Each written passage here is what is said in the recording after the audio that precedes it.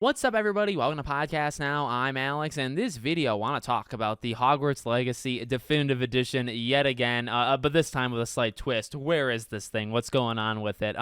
This obviously comes from the Game Awards, the fallout of the Game Awards, because it wasn't there. And I thought of the Game Awards and I thought of WB. I did think of Hogwarts Legacy. I talked about kind of sacrificing one, right? If it was Hogwarts Legacy or Wonder Woman, I actually think Wonder Woman would be sacrificed at the stake, which it kind of was, just inadvertently. But then Hogwarts would be shown, at the Game Awards. And instead, we got a Game of Thrones mobile game. So they were there. They were absolutely giving it their best effort, and they tried their hardest. And that's what we got. So now we have the fallout of that, right? Like, where are we now with this game? So, look, the only reason I still even think this is real, the only reason I'm even still making a video on it is that dang Jason Schreier. He had said, we're just kind of recapping at this point, he had said back in June that this game was a real thing, that people from Rocksteady were helping make it, and there is going to be a definitive edition of this. In fact, Tom Henderson then jumped. So you're talking about the two best leakers in the game, okay? Jason Schreier, Tom Henderson. It does not get better than those two in terms of they just know their stuff. Tom Henderson posted, I did a video, a couple months ago. He posted an article, and he kind of detailed what it would actually look like, this definitive edition. A 20 or so hour DLC. So maybe like a Shadow of the Erdtree type thing. Maybe it'd be Game of the Year. Maybe it'd be nominated for Game of the Year. You imagine there'd be more mini games. Maybe you'd have like a Wizard's Chest type thing. You'd have new spells. You maybe have a new companion. You got a new quest line. And it would be like a sizable DLC thing, okay? So these are not nobodies. These are not people that know nothing. These are not people that are doing it for clout. These are not people that are going on Reddit and saying, "Oh, I heard it from the janitor down the street or whatever." That's not them. These are people that just are really good at what they do. And so, okay, well, now where are we? Well, you don't get it at the Game Awards. Now, this makes me think one of two things. Number one, they just are wrong, which you could say, well, that's an easy one, right? But at the same time, I don't know. They're so good. How could they be wrong? Maybe I'm actually putting them too much on a pedestal.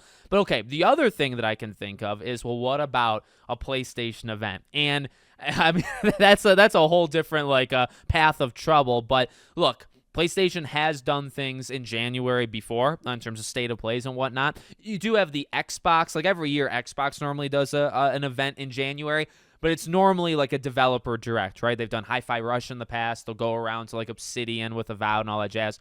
So they'll do that, I imagine, late January, but it would not be studios that are not theirs, right? But when you have PlayStation, and I mean, you go back in time, go back to the history, right? The PlayStation showcase of 2020 is where we got the Hogwarts Legacy reveal trailer. So it's not like they've never done it before. We know PlayStation had some sort of, marketing rights to Hogwarts Legacy.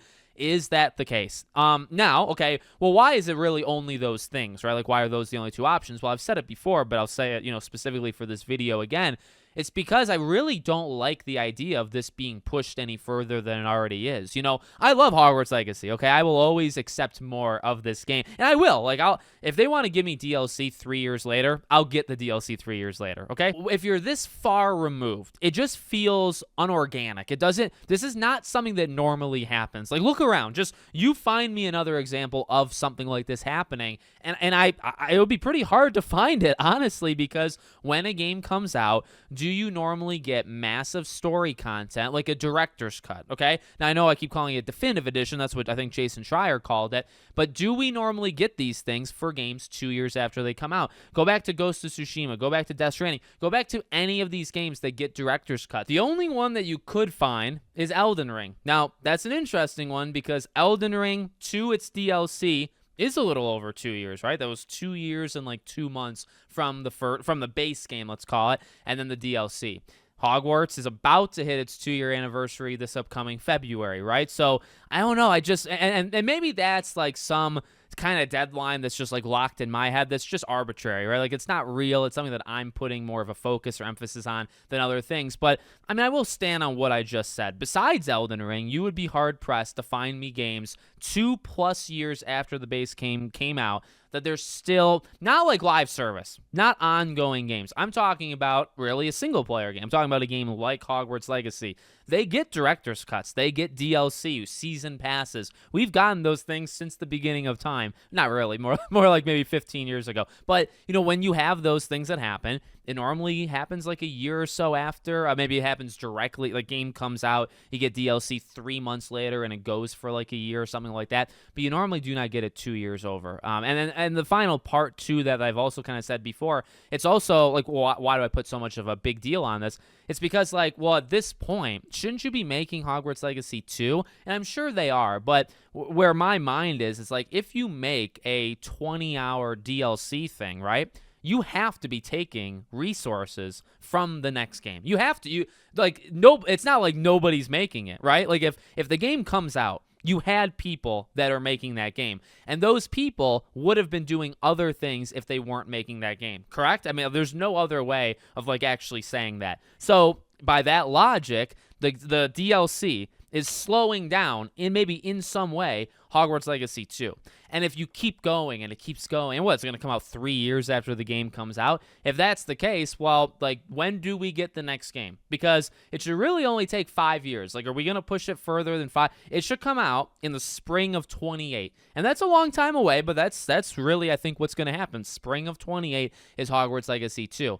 Is this DLC slowing it down in any way? Because I've said this before. If the DLC is slowing down Hogwarts Legacy 2 in any way, I don't want it. Now, again, I'll be the hypocrite and get it anyway, but I just feel like you're going to be slowing it down by making it in the first place. And then the longer it goes, the more I imagine you're slowing it down. I don't know. I could be making this stuff up or just thinking about it wrong, but that's how I'm just being genuine with you. That's how I think about it. So I don't know. I still believe it's happening. I really do. Like, until one of those two, Schreier or Tom Henderson, say something, I'm going to believe them. They are that believable. So we'll see what happens. The PlayStation event, right? Maybe we get it at a PlayStation event in January, February, but longer it goes, the more crazy I actually think the idea is in the first place. But hey, I'm just one individual online, and other people can absolutely disagree with me.